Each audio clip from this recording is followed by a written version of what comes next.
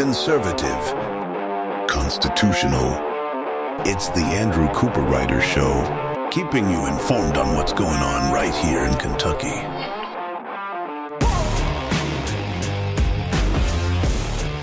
Today on the Andrew Cooperrider Show, we'll be joined by Representative Marion Proctor to talk about a big hearing that happened on Certificate of Need. What is it? How does that affect healthcare in Kentucky? And what happened at the hearing? We'll be discussing all that with Representative Proctor today. You know, DMVs have always been pretty awful. Somehow the state has made it even worse. We'll go over exactly all the problems everybody's having with the now driver's licensing program here in Kentucky. They're vast. Somehow they've just when you think government can't get worse, they figure out a way. And then also, I will first be sharing with you some street preaching, Kentuckiana Pride. There's a street preacher that showed up just to talk about love, acceptance, talk about God, Jesus, repentance, all good things. Well, the people of Pride couldn't handle that. We'll play you some of those videos. From that instance, you'll see some people acting pretty crazy. I have to warn you. So we'll have all that and more today on the Andrew Cooperrider Show. If this is your first time tuning in, thank you for joining us. If you're watching this on video format on YouTube, Facebook, Twitter, or on WBNA 21 in Louisville, thank you for joining us. As always, though, to remind you, you can catch this show in an audio-only format Monday through Friday on all podcasting platforms, as well as on WZXI in the Central Kentucky areas at 9 a.m. They're on the radio there, WZXI at 9 a.m. So if you like what you're hearing, you're like, wow, this is a fantastic show. I'm learning so much about Kentucky. Well, you can feel free to catch the show every single day, but just in an audio-only form. And finally, if you want to reach out to the show with your questions, ideas, or comments, feel free to email info@theandrewshow.com. Once again, that's info@theandrewshow.com. Without further ado, let's get into it. And so a YouTuber who goes around posting street preaching, just preaching the gospel to these loving people. Remember that when these pride parades and these LGBTQ activists, they claim they're all about love. Love is love. Love everybody, accept everybody. Christians, true Christians that say, hey, look, homosexuality, transgenderism, that's a sin. Now, granted, it's a sin. That doesn't mean we hate you for it. It doesn't mean you can't come into church and find redemption. All it means is it's a sin. And if you want to be a Christian, right, be a Christian, but you have to recognize that unless you turn away from sin like that, God will not bless you. That's a basic Christian tenet, that you should not try to sin. Now, we have a whole lot of churches out here trying to rewrite the Bible, rewrite what is a sin and what isn't for, well, just so they can seem cool to their neighbors, I guess. I don't know. But that doesn't change it that there are warriors out there who want to step up and say, no. What you're doing here is a sin, but you can find love and redemption. You can find happiness. Because that's the other thing. See, all these rules that you find in the Christian faith, so often if people follow them, what they find is they have a better life just in general. Because the rules are for a better life. You know, call the 10 Commandments, 10 rules for a better life. Maybe that was it. It was short, much shorter, 10 Commandments than the book. But anyway, than the book, 10 Rules for Life. Already got them. Moses gave it to us. Anyways, let's take a look, though, at some of the street preaching from a, Christian man, young man that was just trying to share the gospel with the people at the Kentuckiana Pride Festival. Let's take a look at that. He loves you, he cares for you, but God is not okay with not loving people. You haven't got a haircut. God gives two commandments. Get a haircut. He loves Look at you. that. Look at He said to love him with all of his heart, soul, all of his strength. Look at that haircut. Look at that haircut. His plan. Look at that haircut. Cut it, bitch. Jesus wants you to cut your fucking hair. Is my hair that important? No, it is. Because it's fucking ugly as fuck. Well, that's your opinion. Yeah, no, that is the truth. That's the truth. I got better things to talk about than my hair. I can just imagine parting. God loves you so much. Oh, let me do my hair. Why go with the Jesus fat? Well, your fucking faggot ass haircut is ugly. He was twisted in every way. Ugly, bitch. But yet, Jesus Fucking ugly. Cut it. You need to cut that shit. was perfect. And Jesus took the sins of the world. It says that he became cursed for us. Jesus literally, he was hung on a tree and he was brutally murdered. He was kidnapped in the middle of the night and he loves you. That's why he took the nails to his hands and he took the whip upon his back. He took a crown of thorns upon. That is just a bunch of animals. I know some of you couldn't see it. This man is just preaching on the side of the sidewalk at a pride festival, attempting to just say Jesus loves you, he accepts you, he doesn't want you to be this way, but he does love you, accept you, just sharing the honest gospel with people. And the group of people that say they're all about love and tolerance has decided, well, they can't tolerate that at all. What's funny is during that, you've got a few people screaming just absolutely in his face, real close, and you have some police officers literally just standing there, off to the side. And while everybody has a right to express themselves and they're free to, I guess, yell and go over the top, I don't think, one of the women especially was literally like almost spitting in the guy's face. She was so close to him. She was right up next to his face as far as that goes. You know, real law and order, you know, police officers that say, look, let's, you know, yell all you want to, express your opinion, but you can't be spitting on him while you're doing it, okay? You can't be so close that you're literally spitting in the man's mouth. Pull him back. Now, of course, as he's sitting there talking, none of them have any opinions about what he's actually saying. As you can hear, the main agitator there, the main, I think that's a woman that was mainly upset, was upset about his haircut more than anything else. A lot of expletives surrounding his cruddy haircut. And, you know, if I'm to be honest, his haircut looks fine. It tells you these people are not very imaginative. The best thing they could find out about the guy to try to make fun of him about was his haircut, I guess. Which, big words from people literally dressed like the most unattractive people possible. Literally the most unattractive people you can imagine yelling at a guy about his hair. It's just ridiculous. But what's even more telling in that video, and some of you may have missed it that were even watching it, and for those of you listening to the show, there was a small child waving around trans flags and pride flags right next to that. These family-friendly people, these family-friendly, fantastic events. You literally have people cussing in their faces, and you have a child running up to the guy just simply trying to preach the gospel, waving around and jumping and getting involved. And then at the end, in front of the child, the adults start twerking around him. These are family-friendly events, we're told. This is something you should bring your kid to. Yeah, bring your kid to go ahead and watch a bunch of intolerant, bigoted people attack somebody for their faith that was not bothering anybody, just speaking. Watch them yell expletives in his face about his haircut and then twerk around him. Yeah, let's take our kid to that. That sounds really, really great. Well, the interim joint committees are meeting. Now, for those of you unaware, outside of session, during session, they have standing committees that meet during session and take action on bills. They can move things forward, things like legislation to be considered for the floor, resolutions, those kinds of things that can kind of push them forward. But in the off session, what happens is there's joint interim committee. So the members of the House Standing Committee of, for an example, Licensing and Occupation, and the members of the Senate Standing Committee of Licensing and Occupation, they come together and they go ahead and they meet in a interim joint committee that doesn't do anything per se official as far as proposing bills and those kinds of things, but they do have hearings on pieces of legislation. And one of those things they had a hearing on was Certificate of Need in Kentucky. What happened with that hearing? We'll have that after this short break. You're listening to The Andrew Cooperrider Show. Are you a product, service, or business trying to reach conservative Kentuckians?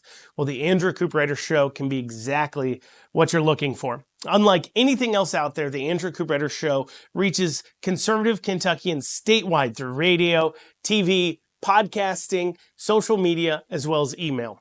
Reach out to The Andrew Cooperrider Show to see if we have a marketing package that fits your budget. Reach out to The Andrew Cooperrider Show at theandrewshow.com. Once again, that's theandrewshow.com. You can hit the contact tab, or you can also email The Andrew Cooperrider Show at info@theandrewshow.com. Once again, that's info@theandrewshow.com. Let's be the marketing solution that your business has been looking for. And you're back with the Andrew Cooperrider Show. I'm joined by Representative Proctor from Northern Kentucky. She had a recently interesting moment inside an interim joint committee on licensing and occupation that dealt with certificate of need. Representative Proctor, thank you for joining us. Thank you so much for having me on. Absolutely, absolutely. So you had this recent hearing on CON, or certificate of need as it's called. Can you explain real quick what certificate of need is for anybody who's unaware, and what CON laws are and how they operate here in Kentucky? Sure. Certificate of need is basically a government permission slip that a new healthcare provider that would love to come into the state of Kentucky to open business, they must obtain from the Cabinet of Health to be able to open up. So it's a very long, complex process. It's substantial review. It's for anything like a hospital or ambulatory surgical center or physical medicine rehabilitation, chemical dependency, mental health treatment, all those things. They have to go through this lengthy 9-step process that can take years and thousands of dollars to be able to obtain it. So that's what it is. It limits healthcare services in the Commonwealth. So how did certificate of need even come about? I mean, as I understand, we've had it for decades. What was the original thought process behind certificate of need when it came in? How long has it existed in Kentucky? Could you fill us in on that? I can. Certificate of need began in the late 60s up in New York, and it was initially instituted to really control the amount of healthcare services to make sure that it wasn't duplication of services that weren't necessary or needed. The thought process was if you limit them, you won't have too many hospitals, too many MRI machines, things like that. But back in the 60s, that was a very different payment system than it is now. So, the government realized after, 10, 15 years of implementation in 1986, that the federal government actually repealed certificate of need, said you don't need it anymore, urged the states to get rid of certificate of need. But many states like Kentucky have not. Some immediately did. There were some states, 4 or 5, that immediately, when they were able to get rid of certificate of need, did not.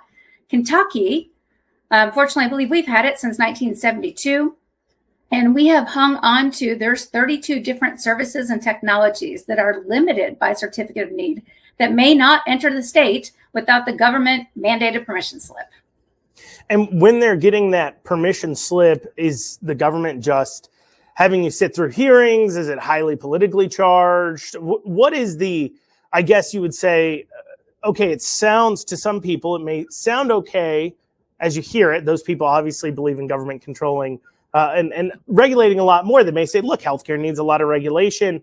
What specifically goes on in the certificate of need process that creates not just an arduous burden, but that's causing things like Kentucky having high healthcare costs and other issues that certain experts, and as you have argued many a times even on this show, is causing an increase in healthcare costs here in Kentucky? What about that process is causing that increase? Well, it's a really expensive process, and it's akin to a full jury trial. It is incumbent on the provider, the new healthcare provider that wants to come in, to show the need. So they have the burden of proof, and there's a formula by the state health program that they must meet, and that's what determines whether you have need or not. But it's a little bit more complicated than that, because not only is a new provider required to obtain attorneys, and these fees just to apply are super expensive. You have the dominant provider that is able to sue procedurally, and they often win. There's 2 steps at steps 3 and 9 that they are able to sue along the way that drags out the certificate of need process, makes it much more expensive for a new provider wanting to come in. And so that is a deterrent to healthcare coming in. So it's basic economics 101. You limit the supply of things and it makes it more expensive. So I know they say, well, certainly here in Northern Kentucky where I am, we have a really rapidly growing area. Boone County is the 4th largest population-wise now in the Commonwealth, and yet we only have 1 healthcare provider.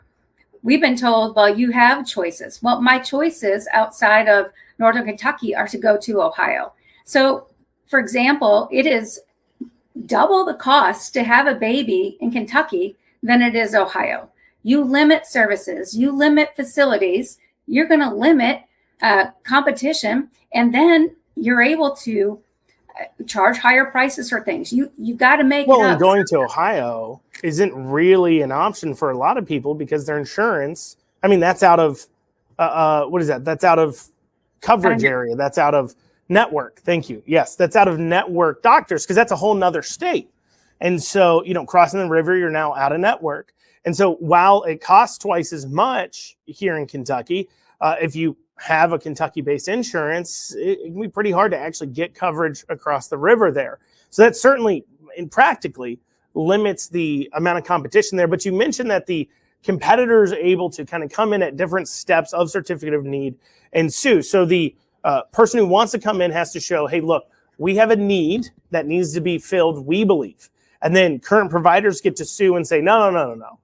There's not a need. We're covering the need. They're lying. Is that accurate? Correct. And what's even more insidious is that the dominant provider, say they've got, I'm just making these up numbers, say they have 10 MRI machines. They can pull some of those MRI machines out of circulation and say, so that the other, how many ever they have running, well, look, we're full of time. People are waiting to get appointments for MRIs while they have some sitting that they're not using just to show, oh, look, there isn't the need. Look, we can't even keep up with the need now. And that can happen with equipment. That can happen with hospital beds. That can happen in a lot of areas that the dominant provider can play with those numbers a little bit to kind of show the cabinet, no, there's not a need. Well, and it's pretty shocking to the would-be competition can come in and say, no, there's not a need. There's no other market where that's the case, where they take into account whether or not the would-be competitors wish to have competition on that side of things. And basic principles here would say that competition is how you lower costs.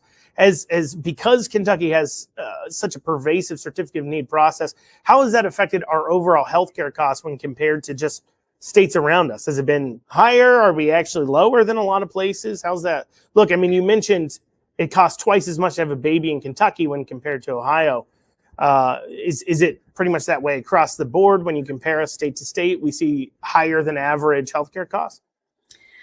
Those numbers are a little bit difficult to obtain. Some of these I've gotten just from speaking to other people other hospitals up in Ohio, just getting round numbers. Hey, what does it cost for having a baby was one of them. So I don't really have all the data on that, but I do know that Kentucky has more medical debt, significantly more than other states around us. And one can surmise there's lots of reasons why that could be, but could it be because it's much more expensive? If you look what's happening, commercial healthcare has gotten so expensive that a lot of people can't even really use it, right? It's very difficult for some people to meet those deductibles, so people aren't going. Right. There's a lot. I was in the hospital, not to spread around any of my medical information too much to listeners, but I was in the hospital recently, overnight, one day. Emergency room visit and then admitted overnight one day, just kind of dealing with, I had a kidney stone and there was something I'm worried about, an infection or something.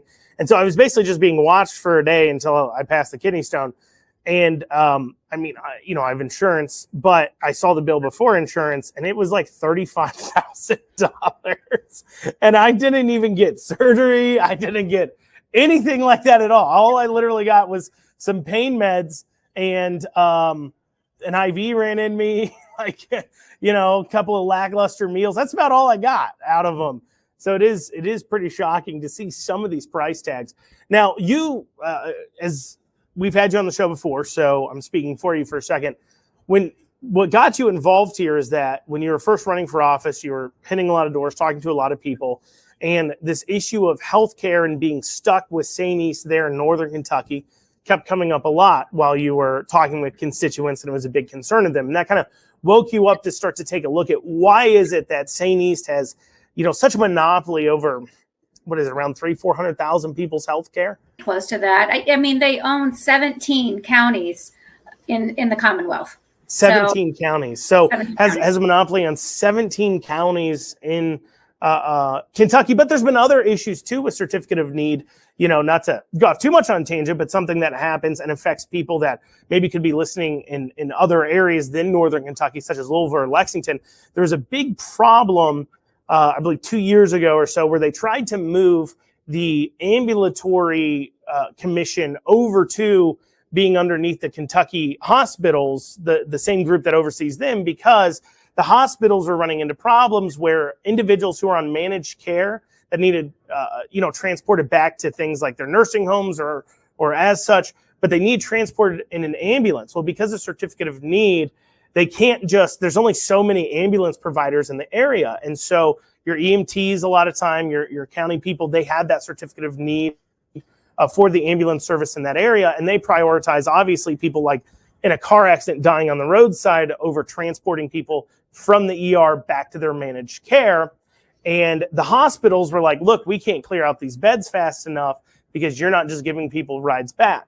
Now, instead of repealing certificate of need on ambulance service and just saying, look, if hospitals want to buy an ambulance in order to run passengers back and forth, the hospital association said, you know, we'd rather take over control over the ambulance service completely so you can prioritize taking, grandma who just needs a ride back to the nursing home over, somebody dying on the roadside from a car accident.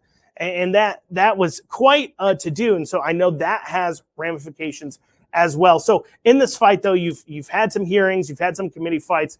We'll go over where that's sitting because something very interesting happened last week on that. After this short break, you are listening to the Andrew Cooperrider Show.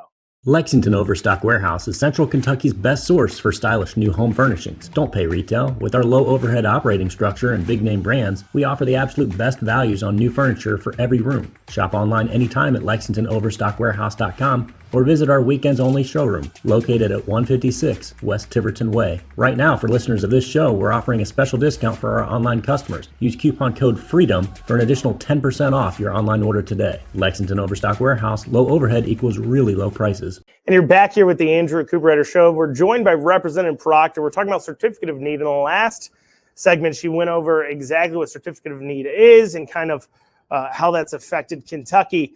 But in her fight against certificate of need, last year they created a certificate of need task force that you were a part of that heard arguments from, of course, Kentucky Medical Association, the hospital lobbyists, and from free market advocates and economists. You're a part of that committee hearing. Just real quick, tell us what happened last year and what did they come up with is what they should do. What should the task force do moving forward to go ahead and deal with certificate of need as an issue? Well, after our 7 months of all that robust discussion, the conclusion was to have another task force, which was supposed to have been in this interim. But as we know, that didn't come to fruition. So here we are. Yeah, actually interesting. I want to play, I played this on the show a little bit ago, but here's a hearing from House Bill 204 this last year. You had been called forward to talk about certificate of need bill. And at the end of that, we heard a whole lot of feedback from the people voting no, that they would not be passing forward a certificate of need reform. Real quick, I want the listeners to hear just a little 1 minute, 30-second montage. It's premature to pass this legislation until further study recommended by the task force is being completed. Do I think certificate of need needs to be repealed? Absolutely. I think there's some major problems with it, and I'll be the first one to stand there and help you with it, and I'll even volunteer for the task force. But in this situation, I just don't think that this is the time. We need to see what the task force comes up with. And I think it's a little premature. You know, the task force came back with a recommendation to study it some more. Hope that we will continue working through the task force to find solutions and changes we can make to the certificate of need. I hope that we will continue these conversations. I hope the task force continues. Where we can really have deep study, come back with their recommendations. We have reservations about piecemealing this in legislation that hasn't really been fully vetted by the task force yet. So that was a montage of everybody who voted no saying that they wanted to hear from a task force more on certificate of need. Now, Senator Donald Douglas did propose to a joint resolution to reform that task force that went nowhere this last session. Instead, they seem to have rolled it into the hearing on licensing and occupation. Can you explain why they decided to go ahead and do that? I would love to, but I had no communication with leadership why that didn't come to be. I heard with everybody else in LNO this last week, Senator Schickles' reasoning on why that didn't happen. He said that he had spoken with leadership and they felt like they were trying to reduce the number of task force that held in the summer. We have these interim hearings all summer that we go down there, and leadership felt that was best where to have these meetings. But as of this date, Senator Schickles has been the only one that has asked for me to come in and testify about CON. I'm going to play for our listeners something said by Senator Meredith in that hearing. So we have to address the cost. But the problem is what's going to be presented today, I believe, will not address that issue. It's going to be suggested that by implementing free market principles in healthcare, we can reduce costs and increase access to care. Now, Meredith is a Republican, right? Correct. Okay, he is a Republican. And so he just made an argument that free market principles, for some reason, Republicans are supposedly for free market principles. It's supposed to be something that Republicans champion everywhere they can. But listening to his argument, you sat through that committee. If you could, do the best you can to kind of steel man his argument. So if a constituent was to walk up to him and say, look, why do you hate free markets when it comes to healthcare? What do you think he would say? I can't presume to know what Senator Meredith would say, but I have heard his argument many times. And what he is saying with healthcare, and this is what all the hospitals argue, and there is an element of truth to this. A lot of the patients, if you take Medicare, Medicaid, those are predetermined rates set by the government. But my argument has been consistently that they're conflating cost reimbursement, hospital reimbursement, with certificate of need. It just doesn't make sense in Economics 101 that if you limit competition by keeping, and I've heard Meredith say multiple times, we need a monopoly to make rural healthcare work. Well, that's just not true. We have certificate of need in Kentucky. Could you explain a little bit there? So you talked about hospital reimbursement rates and why we need certificate of need and Medicare and Medicaid and his argument there. So what are they exactly arguing when it comes to the reimbursements and things? Are they arguing that they need a monopoly because government doesn't pay enough? I think what they're arguing is, yes, government doesn't pay enough. But what I hear every time they say this, they say that commercial payers, they need that reimbursement rate from commercial payers. They're saying, what they're admitting is that, look, we need a monopoly. So all those who aren't using the government free healthcare system or Medicare, Medicaid, what have you, all those who aren't using that, we need to go ahead and we need to make our profits then to operate off of our private payers who are paying either cash or with health insurance.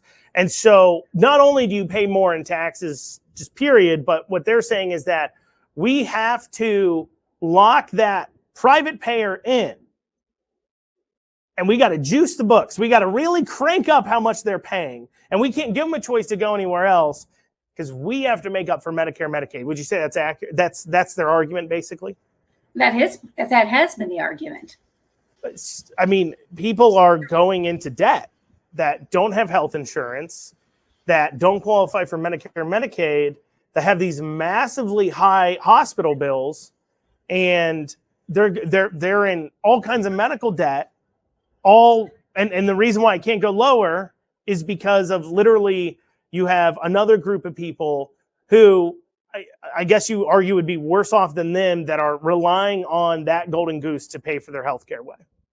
That's my understanding for what they say. But my question to them has always been, when we have this competition, so you're telling me that if people have a choice as to where they want to go in hospital care, that they don't want to go to your facility? And nobody really has a great answer for that. It's just Economics 101. If rural hospital, and I do believe it is difficult to staff, and the challenges that Senator Meredith lay out, there's some validity to that. I will not deny that.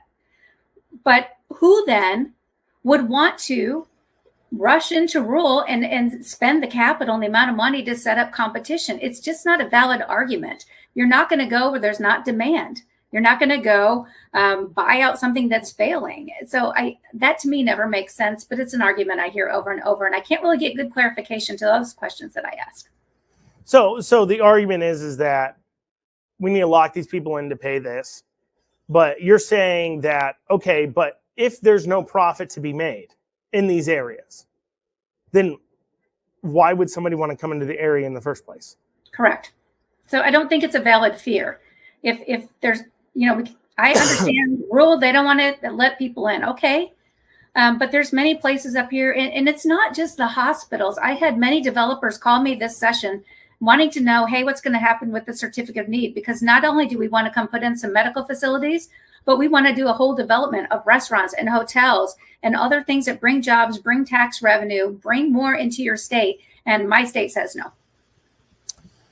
Well, we wish you the best of luck as you try to fight the good fight and deal with this. I'm sorry that this is a little bit of a struggle for you, but hopefully we can get something moving this next session. And, all those people who said, well, we'll wait for the task force. Maybe you can remind them that they didn't make the task force happen. And so maybe instead of sitting on their hands, they need to get off their butts. And if leadership doesn't want it reformed, well, the rest of the body that's there to represent the people should demand it be reformed. So let's hope that's what ends up happening. But, we'll see. Congratulations to in your primary win here recently. Those hospitals, they tried to take you out over your certificate of need stand. Didn't work out too well for them. So that's a kind of risk, though, that our representatives have to go through for doing the right thing, for standing up for the people, not bowing down to the corporations. They dump hundreds of thousands of dollars against people like yourself, and it's unfortunate to see, but I'm glad that you gave such a commanding victory. So thank you so much for joining us, Representative. Thank you so much for having me. Absolutely. We'll be back in a few short minutes. Listen up, my fellow business owners, because I got to tell you about a business that's incredibly important to any company's operations, and that's Amston, A-M-P-S-T-U-N, Amston. It's out of Richmond, Kentucky, and they provide cybersecurity for commercial businesses, and they've got dozens of years of experience working with government and private entities alike. So reach out to Amston today. That's AMPSTUN.com, AMPSTUN, Amston. Reach out to them today. Tell them Andrew sent you over. And you're back here in this final segment of the Andrew Cooperrider Show. So when I was running for state treasurer last year, and I traveled all around the state, attended many candidate forums, and of course this didn't come up for the treasurer forum, but on the governor side of things, there was quite a lot of questions about driver's licensing.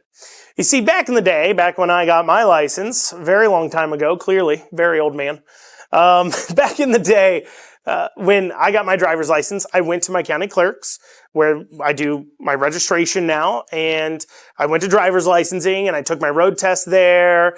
And when I wanted to get a permit, I took a written test at the county clerk's office. When I wanted to simply get a car registered, inspected, to be registered, you take it to the county clerk's office, right? You do many of those things.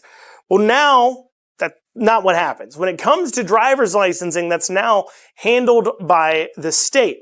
And the state's done it in completely the worst ways they can imagine. The DMV, people joke about it, that the DMV has always been just an awful government invention. Some of the worst possible experiences you'll have with government will come at DMV. It's been a joke for a long time. Well, our state came in and said, hold my beer. Okay. We're going to see if we can make this even worse. And what they've managed to do is take the entire DMV experience and then make it even more awful when it comes to your driver's licensing, because they're going to make you now set appointments for it. And this was a common problem I heard as I was traveling around state treasurer race there, hearing those forums that I was talking about, was that people couldn't get in to get their driver's license or get their kids to have a test for their driver's license. That they were either waiting months on end or having to drive for hours and hours and hours in order to get their kids just simply a license to drive. And I said, wow, that is awful as I was hearing about this. But this problem now doesn't just exist in rural areas. This is happening now in major city centers, places like Lexington and Louisville. Trying to schedule a written permit test right now is nearly impossible. Nearly impossible. You can't do it unless you're trying to drive 2-3 hours away from Lexington or from Louisville. You can't get a time in. And so they've taken still the most awful people to deal with because, of course, there's no customer service needs involved at all because where are you going to go? Go somewhere else. And now they make you schedule an appointment months out or maybe not at all because they don't even have an availability. So you got to schedule it hours away just in order to have the interactions with these people that just seem like they really, really hate you. They've made it worse. And all of this under claims of, well, we needed to do this because of, we had to change up the real ID system. You know, the federal government passed its law requiring real IDs. In order to implement it, the state had to go ahead and take over the process of driver's licensing and just make it so much worse.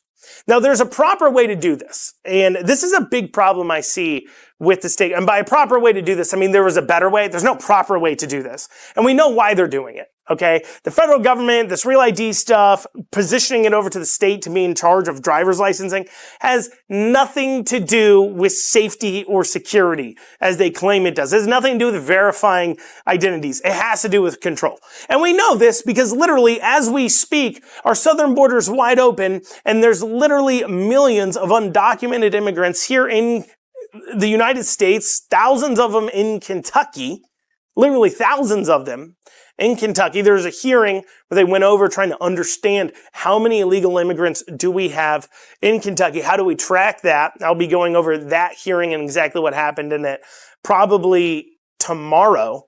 But my point is that if it was about safety and security and they want to know where people are, because in order to get a real ID, you have to present them the same documents that you have to present when you're getting your passport. And so the real ID was going to be, or supposed to be someday, required in order to fly on a plane, or you can show your passport. Basically, they want to make sure they know who's on planes, which once again, that is some rich excuses coming from a government that's literally flying illegal immigrants all over the country who they have no idea who they are. They haven't seen a birth certificate. They haven't seen a picture ID. They haven't verified who these people are. They're just flying them all around, dropping them off in your communities. So it's got nothing to do with that. It has everything to do with control. So make no mistake, I'm not in favor of doing this. I'm not saying it needed to happen. But if the state for some reason felt as if it really just needed to take over the real ID process, there was a much better way to do this. But Kentucky has a problem in that we put so many things as time has gone on historically. We put more and more things under the umbrella of the governor. And when we want a government that's actually responsive to ideas of customer service, well, we need to have elected people who's held accountable for almost specifically just those things or just maybe a few things. But the person who's in charge of making sure you don't have to wait months and months and months or drive hours and hours and hours in order to get a driver's license or a permit, well, that's the governor. And the governor has a million other things that people can be upset at him about, a million other things they're worried about holding him accountable for. And unless you're somebody who just had to deal with this horrible, awful driver's licensing and permitting system, well, you wouldn't really be fresh on your mind. And so for that reason, this obviously shouldn't be under the governor's control. We need somebody who can be responsive and more concerned about it. And we should be moving these things into other departments. Another place where we have a department that has absolutely awful customer service. They drop your calls. They send you on wait forever. You can't handle anything is our Department of Revenue. You have taxes. You want to file taxes. You need help with something. They're not there to help you. They hate you. Clearly, they hate you. Like, where else are you going to go? Give me your money. Give me it. I'll take it from you if you don't. That's their opinion. They're not there to serve you. They're there to make sure the government coffers is full. And so moving those things, dispersing out so somebody can be held accountable. For example, Department of Revenue. Why isn't that under the state treasurer's office? I mean, right now, the layman watching this, what does the state treasurer even do? Do you know what they do? I know what they do. Obviously, I ran for office for it. But do you know what they do? Do you know what makes a good state treasurer or a bad state treasurer? I mean, our current state treasurer, his ads that he ran were all about Joe Biden and energy independence. And it's not exactly super clear on how that really falls into the wheelhouse of the state treasurer's office outside of obviously regulating banking to a degree around those types of policies. But that's about it. So if instead we move something like the Department of Revenue underneath the treasurer's office, well, now it's a very public thing that people deal with them on. And if people are having bad experience with the revenue's office, well, you hold the treasurer accountable for that. And so what might have made a lot of sense when we decided we wanted to go ahead and move over driver's licensing to the state would have been to go ahead and put that with the Secretary of State's office. Why? Well, because who was handling driver's license before? Well, the county clerk's offices were, who also handle elections. And the Secretary of State handles elections. In fact, right now, what does the Secretary of State do other than handle elections? Does those of you listening really know what they do outside of handles elections? Come election time, they will run on talking about how secure their elections are going to be. They'll run on cleaning up the voting rolls. They'll run on voter access. They'll run on everything to do with voting. But they don't really run on anything else because outside of dealing with business licensing, as far as just filing your entity with them and keeping up to date with who actually owns a business, they don't do much else. And so putting driver's licensing with them would now add one thing to their docket of things where it's a very public-facing thing. And if a Secretary of State, as a state, isn't running driver's licensing very well, well, you would go ahead and vote them out. But also, they were already working with the county clerk's office. They already have relationships with them. They have to in order to help run elections in the state. So what obviously would have made the most sense would be just take all the people in the county clerk's office who's currently employed by the county clerk to do driver's licensing, and just go ahead and rehire them to work for the Secretary of State's office doing driver's licensing in each county and just lease that office space from the local county or whatever else you need to do. And then meanwhile, work out as far as funding goes.